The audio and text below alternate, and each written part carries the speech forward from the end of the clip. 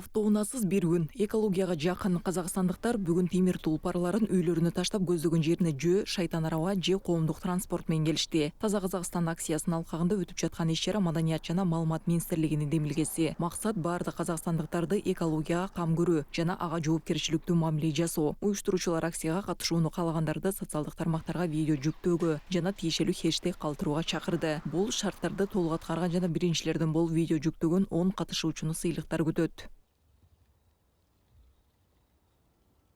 В этой акции на протяжении 3 лет уже... Бул акцияга 3 жылдан бери миңден ашуун жаран катышып келет. Бул жылы акцияга корпоративдик жана бизнес сектор, мамлекеттик уюмдар, ошондой эле улуттук компаниялар жана эко ыктыярчылар активдүү колдоо көрсөтүүдө. Негизинен биз жыл сайын айлана чөйрөнү коргоону жакшыртууга багытталган иш-чараларды өткөрүп келебиз. Ушул убакка чейин биз 200дөн ашык иш-чара өткөрдүк жана айлана чөйрөнү коргоо боюнча эко волонтерлордун 90дон ашык демилгесин, ошондой эле Таза Казакстан республикалык акциясын колдодук.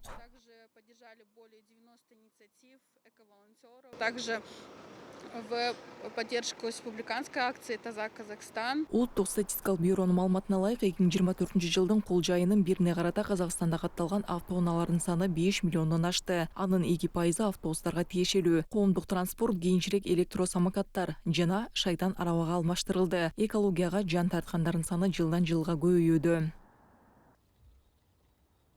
Колдойм.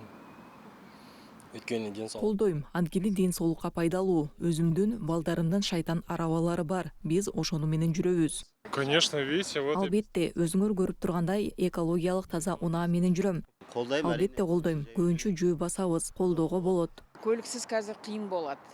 Учурда автоунаасыз кыйын болот. Анткени жумушка баруу, балдарды алып келүү, балдар менен турмуш тиричиликке унаа керек. Ооба, жакшы демилге. Шайтан араба менен жүрүүчүлөргө инфраструктураны кеңейтүүнү жактайм.